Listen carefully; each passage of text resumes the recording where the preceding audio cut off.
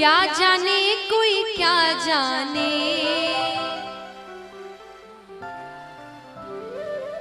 क्या जाने कोई क्या जाने, मुझे मिल गया मन का मीत ये दुनिया, मुझे मिल गया मन का। कौन कौन चाहते कि भगवान से उनकी ऐसी लगन लग जाए, ऐसी प्रीत लग जाए? उठाना पूरे पूरे हाथ। ओ मेरी लगी मेरी लगी मेरी लगी शाम संग प्रीत ये दुनिया क्या जाने, मेरी लगी शाम संग प्रीत ये दुनिया क्या जाने, क्या जाने कोई क्या जाने, क्या जाने कोई क्या जाने, क्या जाने कोई क्या जाने, क्या जाने कोई क्या जाने, मुझे मिल गया मुझे मिल गया मुझे मिल गया मन का मीत ये दुनिया क्या जाने, मुझे मिल गया मन का मीत ये दुनिया क्या जाने, मेरी लगी शाम संग प्रीत ये दुनिया क्या जाने।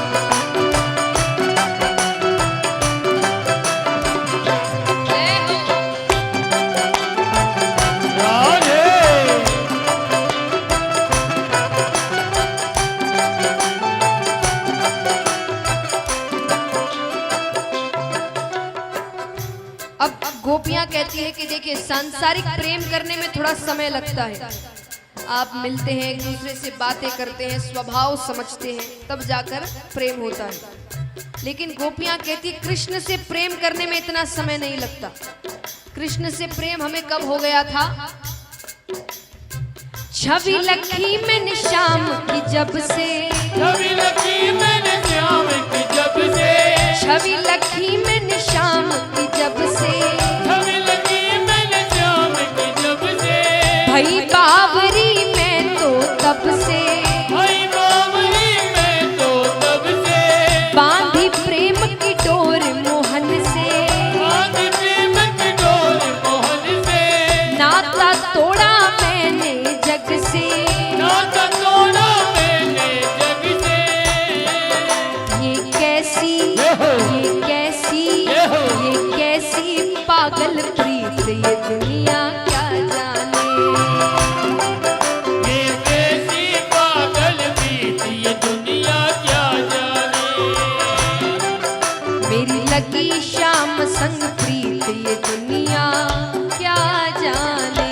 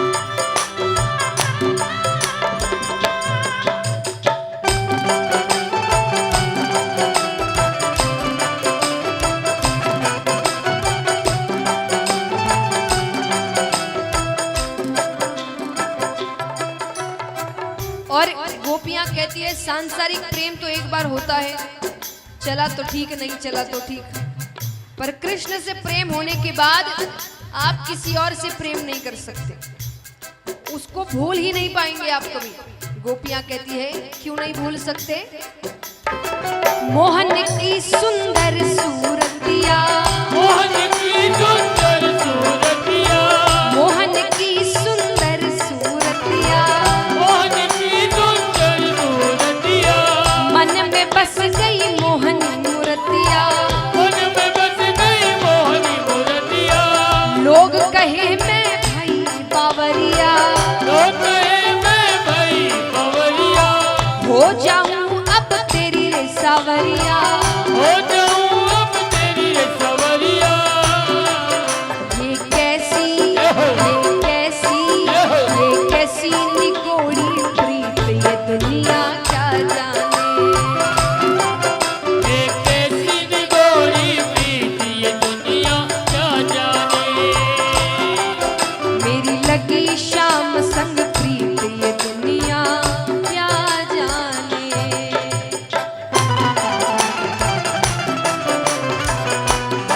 राधे।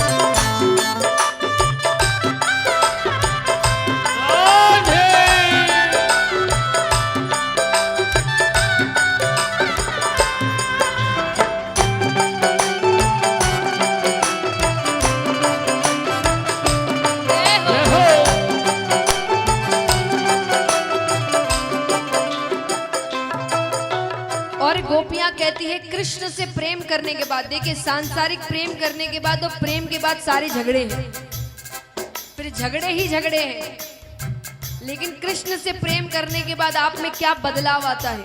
गोपियां कहती है हरदम अब तो रहूं मस्तानी, हरदम अब तो रहूं मस्तानी, हरदम अब तो रहूं मस्तानी, हरदम अब तो रहूं मस्तानी, लोक लाज दीनी बिसरानी, लोक लाज दीनी विसरानी, रूप राशि अंग अंग समानी, रूप राशि अंग अंग समानी, हेरत हेरत रहूं दीवानी, हेरत हेरत रहूं दीवानी, मैं तो गाऊं, मैं तो गाऊं, मैं तो गाऊं खुशी के गीत ये दुनिया क्या जाने, मैं तो गाऊं खुशी के गीत ये दुनिया क्या जाने, क्या जाने कोई क्या जाने, क्या जाने कोई क्या जाने, क्या जाने कोई क्या जाने, क्या जाने कोई क्या जाने, मुझे मिल गया, मुझे मिल गया, मुझे मिल गया मन का मीत दुनिया क्या जाने, मुझे मिल गया मन का मीत ये दुनिया क्या जाने, मेरी लगी शाम संग प्रीत ये दुनिया क्या जाने, मेरी लगी शाम संग मीत ये दुनिया क्या जाने, ये दुनिया क्या जाने, दुनिया क्या जाने, ये दुनिया क्या जाने।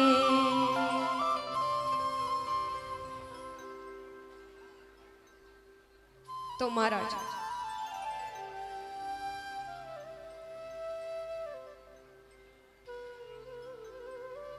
इस प्रकार अब यहां पर उद्धव जी सभी से मिलकर कई समय तक वहीं रहते हैं। मिलकर वापस ठाकुर जी के पास जाते हैं। ठाकुर जी के पास जाते हैं तो जैसे ही कमरे में प्रवेश कर रहे होते हैं कि भगवान कहते हैं, अरे उद्धव, आने में बड़ी देर कर दी।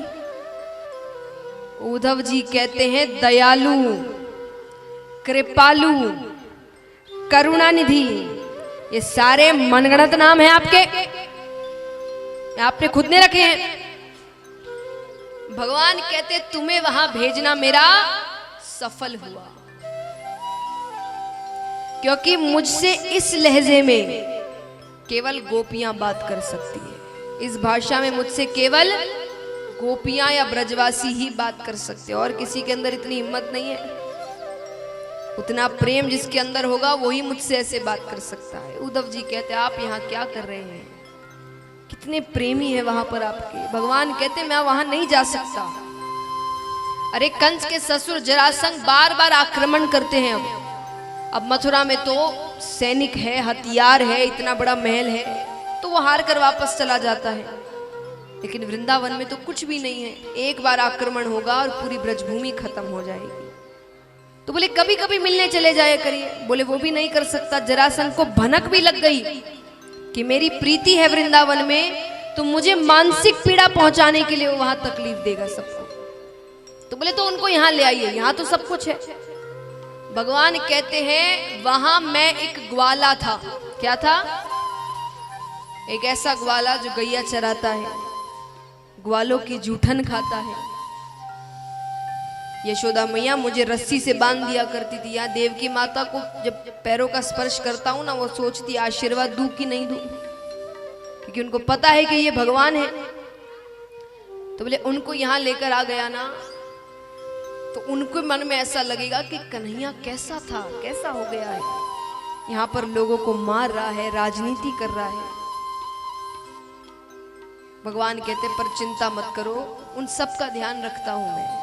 वो जब रास्ते में मूर्छा को प्राप्त होते हैं ना, मैं उनको घर वापस सही सलामत छोड़कर आता हूं। अब यहां समय बीतता है। जरासंध बहुत परेशान करने लगे, बार बार आक्रमण करते। तब भगवान ने द्वारका नगरी बनाई पानी के बीच में, कि वो आक्रमण ना कर सके। अब यहां पर विदर्भ देश में चलते हैं, जहां राजा भीष्मक हैं। उनके बड़े पुत्र का नाम था रुक्मी और पुत्री का नाम था रुक्मणी। रुक्मणी जी ने जब से प्रेम तत्व को समझा, उन्होंने श्री कृष्ण को पति के रूप में माना था। अब यहां पर पिता को जाकर बताती है कि मुझे कृष्ण से शादी करनी है। पिता भी मान जाते हैं, पर भाई ने कहा नहीं, मेरी एक ही बहन है और उसका विवाह मैं अपने मन से कराऊंगा, जैसे विवाह उसको करना है। उसने कहा विवाह तो मेरे ही मन से होगा, मेरा मित्र है शिशुपाल, उसी से विवाह होगा। बच्चे बड़े हो जाए, माता पिता की ज्यादा चलती नहीं है। तो रुक्मणी जी के घर पे एक ब्राह्मण आया करते थे। रुक्मणी जी ने उनके हाथों एक पत्र भिजवाया श्री कृष्ण को कि मुझे आपसे विवाह करना है। मैंने जब से प्रेम तत्वों को समझा है, आपको ही पति माना है। अब या तो आप मुझसे विवाह करिए, वरना किसी और से तो मैं विवाह नहीं करूंगी। और ज्यादा जबरदस्ती करी तो इस प्राण को त्यागने के अलावा मेरे पास और कोई रास्ता नहीं है। अब इस पत्र से यहां बैठे कोई भी युवा ज्यादा आइडिया ना लगाए, सभी से निवेदन है। कारण, पहला कारण तो जैसा मैंने शुरुआत में कहा था, भगवान की बराबरी नहीं करनी है। और दूसरा कारण देखिए, ये कोई साधारण पत्र नहीं था, ये एक पत्नी का अपने पति को दी हुई धमकी थी। तो आप सोचेंगे पति पत्नी कैसे, इनकी तो शादी नहीं हुई। ठाकुर जी किसका रूप है? विष्णु भगवान। रुक्मणी जी किसका रूप है? वो पहले से पति पत्नी है। तो धमकी इसीलिए थी क्योंकि देखिए श्री राम ने भी, सीता माता किसका रूप है? लक्ष्मी जी। उन्होंने हर जन्म में, हर अवतार में अपनी पत्नी से शादी करी है।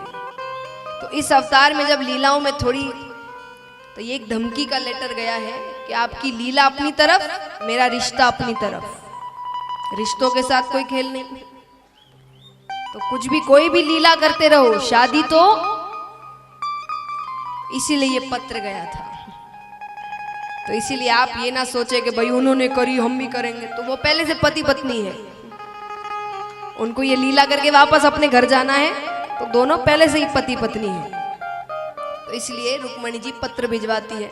देखिए भगवान कितनी सीख लेते हैं अपनी लीलाओं में। आज एक बात बताइए, दुनिया में भगवान से ऊपर कोई है? कोई भी है जिससे भगवान को पूछना पड़े कि मैं काम कर लूं क्या, लीला कर लूं क्या? फिर भी भगवान ने जब लीलाएं करी है तो हमको जताया है कि बड़ों की आज्ञा कितनी जरूरी होती है। जब पत्र आया तो भगवान किससे पूछ सकते हैं? भगवान खुद के मन के मालिक है, पर भगवान ने बलदाऊ भैया से पूछा, क्योंकि उस वक्त उनके पास वही एक बड़े थे। भगवान पूछते, भैया क्या करना चाहिए? बलराम जी कहते, कर लो शादी, उम्र हो गई है, अभी तो पत्र आ रहे हैं, फिर ये भी बंद हो जाएंगे। तब भगवान ने स्वीकृति पत्र भेजा कि आप जब गौरा मैया के पूजन के लिए आएंगी मंदिर, मैं आपको वहां से लेकर चला जाऊंगा। आइए दर्शन करते हैं। रुक्मणी जी गौरा मैया के पूजन के लिए, तुलसी पूजा के लिए मंदिर आई है और प्रार्थना कर रही है कि मैंने जिसको पति माना है मुझे वही पति के रूप में मिले। जय श्री कृष्णा। कुछ ही समय पश्चात भगवान श्री कृष्ण और माता रुक्मणी का विवाह होगा।